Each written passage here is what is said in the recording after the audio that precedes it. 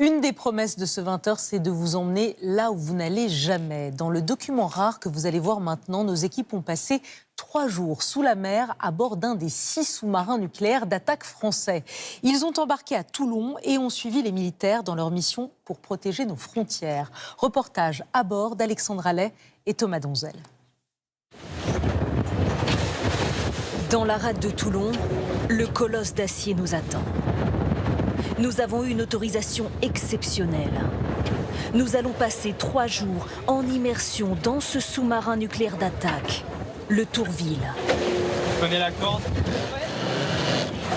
Pour y grimper, une simple échelle en caoutchouc posée sur son flanc.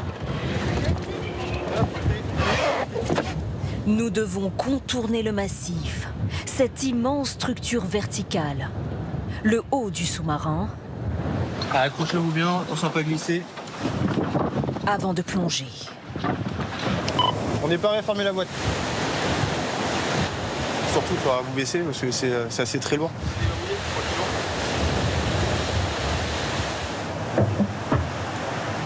J'ai l'impression d'être enfermé d'un coup. On s'enferme.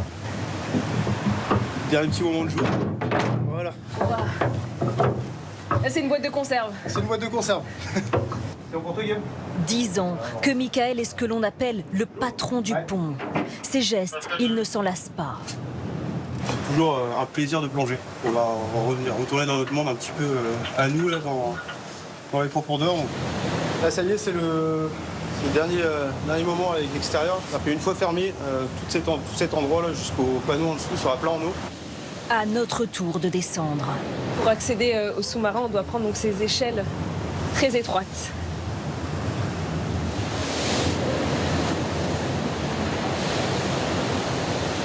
Michael verrouille le sas. L'eau monte rapidement. Bâtiment en tenue de plongée, Paris à plonger. Les vagues recouvrent le bateau noir. La manœuvre est délicate. Immersion à 8 mètres. 30 secondes. Le sous-marin disparaît sous les flots. Perché sur son siège, le commandant Pierre Gauthier, 36 ans, père de famille, 14 ans de métier. Épaulé par son second. À 5000, avant bâbord, en inclinaison gauche claire. Lorsque nous les rejoignons, ces sous-mariniers sont déjà depuis 3 mois sous l'eau. Ils sont 77 à bord. L'équipage est entièrement masculin, réparti dans 100 mètres carrés à peine. Avant tout, nous devons nous aussi mettre des tenues de bord. En fait, c'est une combinaison qui est inifugée, c'est-à-dire qu'elle est conçue pour résister au feu. Et c'est crucial dans un environnement tel que celui d'un sous-marin. À peine immergés, Limite. Azimut sonar, 3-5-5 direct. ils repèrent un porte-hélicoptère français. Et le but de l'exercice, c'est de l'observer sans se faire détecter. 25 secondes. La devise ici, c'est voir sans être vu. Exactement, voir sans être vu, récolter les informations qui nous intéressent et après repartir en immersion discrètement. Là, ils vous détectent absolument pas. Et non, ils ne détectent pas. On ne fait sortir de l'eau que le bout d'un périscope. L'extrémité de notre périscope posée sur les vagues ne représente vraiment pas un objet détectable. Le renseignement est l'une de leurs missions principales. Et en ce moment, les navires russes qui transportent du pétrole malgré les sanctions internationales attirent particulièrement leur attention. On en croise régulièrement. Pas mal d'armateurs de la flotte fantôme russe changent régulièrement d'identité, de pavillon. Si on a un moyen comme un sous-marin disponible avant, on va en profiter pour d'abord aller faire une reconnaissance sur le navire avant d'envoyer après des moyens de contrôle. Reçu. Pour reconnaître ces navires, il faut analyser les moindres bruits sous l'eau. C'est le rôle de celui que l'on appelle l'oreille d'or. À ce poste depuis moins d'1 an, entouré de ses veilleurs, Maxime, 30 ans. En général, c'est 3 minutes pour classifier. Principalement, c'est les hélices qui sont détectées en premier. Les veilleurs vont compter le nombre de tours d'hélices. Car chaque bateau émet un son qui lui est propre. Le bruit d'un pétrolier, par exemple, n'est pas le même que celui d'un navire de guerre. Plus discret, feutré. Différent aussi de celui d'un animal tel qu'un dauphin. Cela fait déjà quelques heures que nous sommes à bord. Honnêtement, on ne ressent pas une sensation d'oppression, mais en fait le cerveau nous rappelle quand même qu'on est à des dizaines, voire des centaines de mètres sous l'eau, donc on a vraiment ce sentiment d'être coupé du monde, on perd la notion de tout.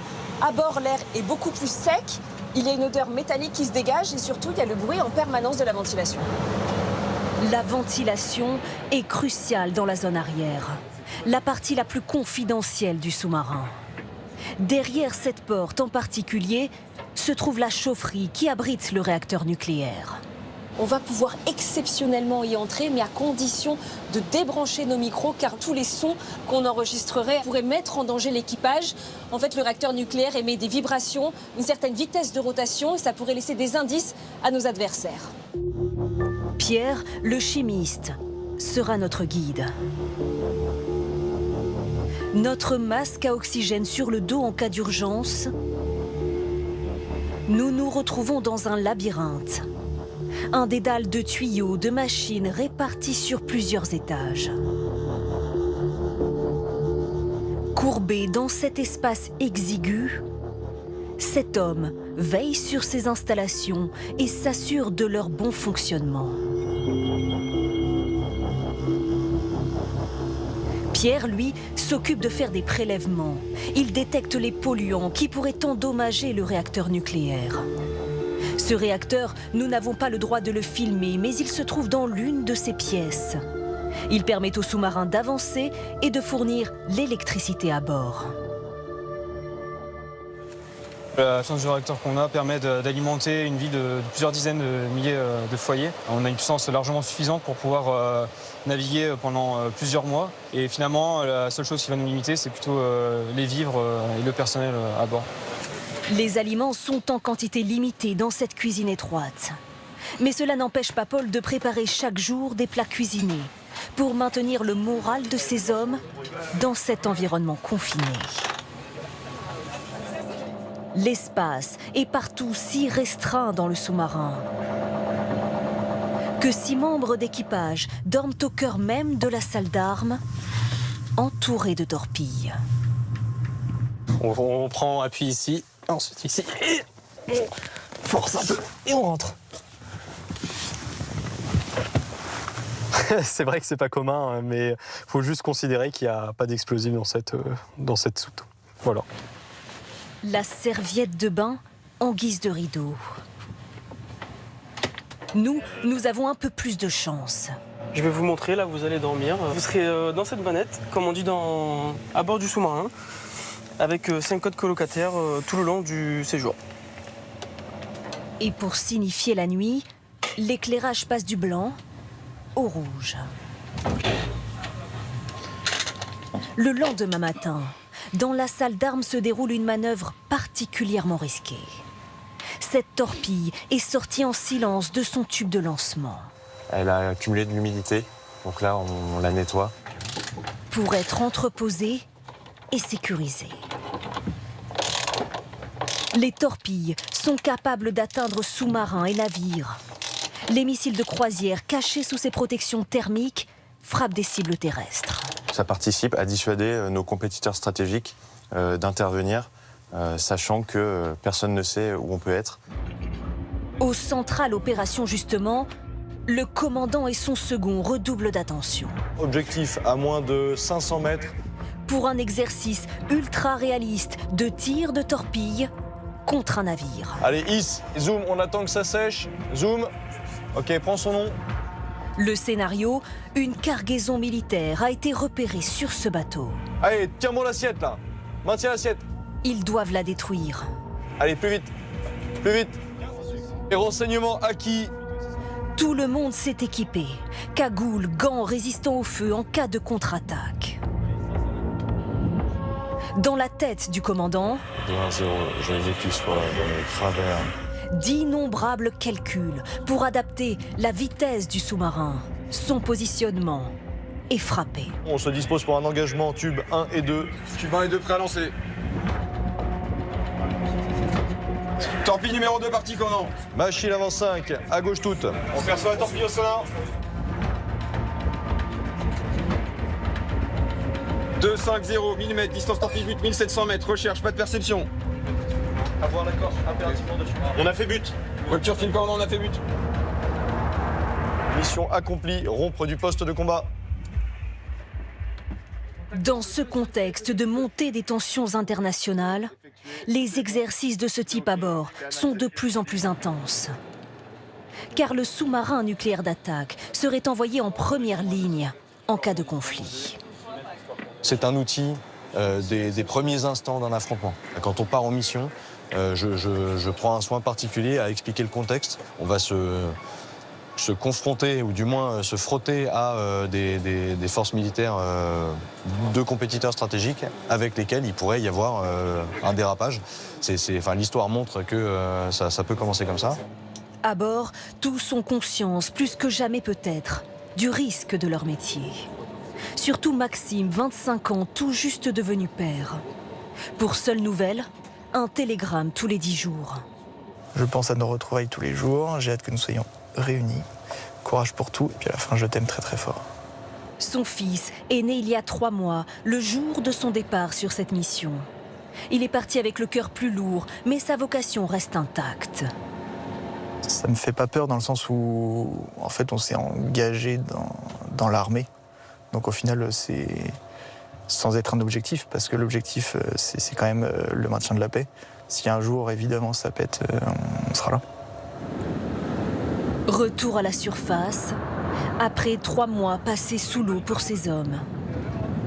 Les sensations retrouvées, la lumière, l'air frais. Et les au revoir, en comprenant que le destin de ces sous-mariniers s'écrit plus que jamais aujourd'hui, au rythme des crises mondiales.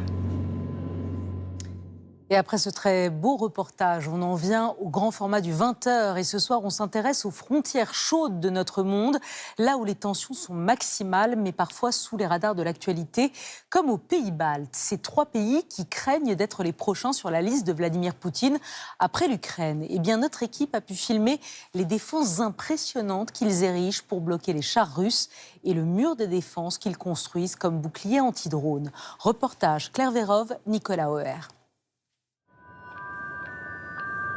Vilnius, en Lituanie, à 30 km de la frontière avec la Biélorussie. Sur les immeubles, les drapeaux ukrainiens. Marque de soutien, rappelle aussi que la guerre n'est pas si loin. L'été dernier, un drone de combat russe a même survolé la capitale. Un bruit angoissant qui arrache à leur sommeil les habitants de ce quartier. Il a survolé mon immeuble et suivi cette trajectoire. C'est comme un bruit très fort de moto dans le ciel. À ce moment-là, je ne savais pas que le drone portait des explosifs. Le drone est chargé de 2 kilos d'explosifs. Pourtant, pendant 5 jours, il disparaît des radars avant d'être retrouvé dans une zone d'entraînement militaire lituanienne. C'est là qu'on a commencé à se poser des questions. Pourquoi ce drone n'a pas été arrêté? Comment les systèmes de défense fonctionnent? Incompréhension, alors que depuis le début de la guerre en Ukraine, les pays baltes érigent une forteresse aux portes de l'Europe. Regardez, ces milliers de blocs de béton sont en train d'être déployés le long de la frontière avec la Russie. Mais la frontière aérienne, elle, reste vulnérable. Les moyens de défense sont encore insuffisants pour empêcher les incursions de drones. L'Europe veut aujourd'hui investir dans un mur anti-drone, de la Finlande à la Pologne.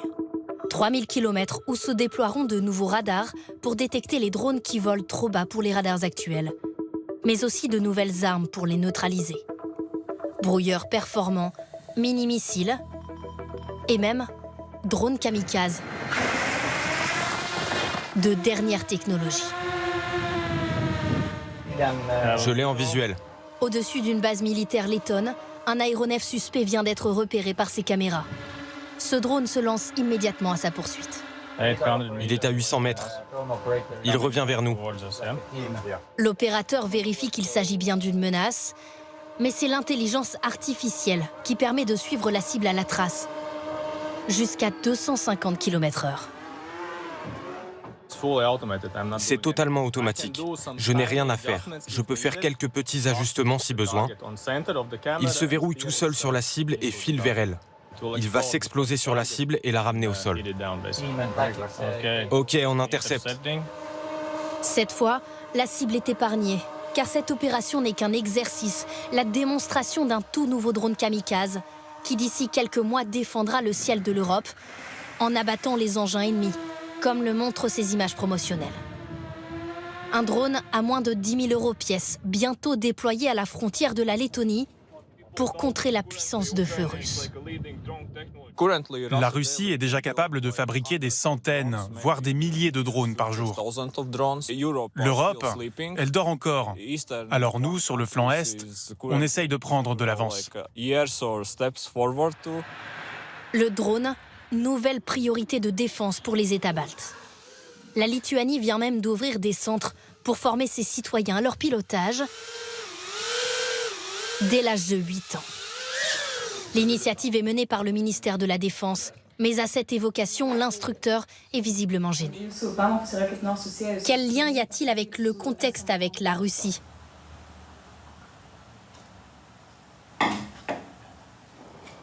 Notre programme a été conçu pour que les enfants acquièrent des bases en aviation. Et si les cours leur plaisent, ils pourront choisir de continuer. Face au nombre d'inscriptions, 6 centres supplémentaires doivent ouvrir pour former 15 000 adultes et 8 000 enfants lituaniens. Arrêtons-nous maintenant sur un pays meurtri par 10 années de conflit, le Yémen. On a beaucoup parlé de la guerre civile entre le gouvernement et les milices islamistes houthis qui ont déjà fait plus de 350 000 morts. Mais vous allez voir que le pays est aussi le théâtre d'une guerre plus discrète entre deux grandes puissances de la région, l'Arabie Saoudite et les Émirats Arabes Unis. Et au milieu, vous allez le voir, se sont retrouvés des touristes occidentaux sur une île paradisiaque. C'est le document du 20h, signé Benjamin Delombre avec la cellule des révélateurs. C'est l'une des îles les plus mystérieuses de la planète. Socotra, territoire yéménite au sud de la péninsule arabique. Pour ces paysages idylliques, quelques milliers de touristes occidentaux s'aventurent au Yémen chaque année. Des voyageurs plongés brutalement, il y a quelques semaines, au cœur d'un conflit entre deux grandes puissances de la région. C'est vraiment chaotique et fou ici. L'Arabie Saoudite et les Émirats Arabes Unis. Pendant des semaines, nous avons analysé des dizaines de vidéos et de documents. C'est l'enquête des révélateurs. Depuis plus de 10 ans, le Yémen est meurtri par une guerre civile qui a fait plus de 350 000 victimes. D'un côté, à l'ouest, les rebelles houthis et leurs alliés, l'Iran et le Hezbollah libanais. De l'autre, une coalition favorable au gouvernement à laquelle participent deux grands voisins du Yémen, l'Arabie Saoudite et les Émirats Arabes Unis. Deux alliés devenus rivaux pour le contrôle de l'une des zones les plus stratégiques au monde, le golfe d'Aden. Dans ces eaux, transitent chaque jour près de 5 millions de barils de pétrole et des centaines de navires civils et militaires.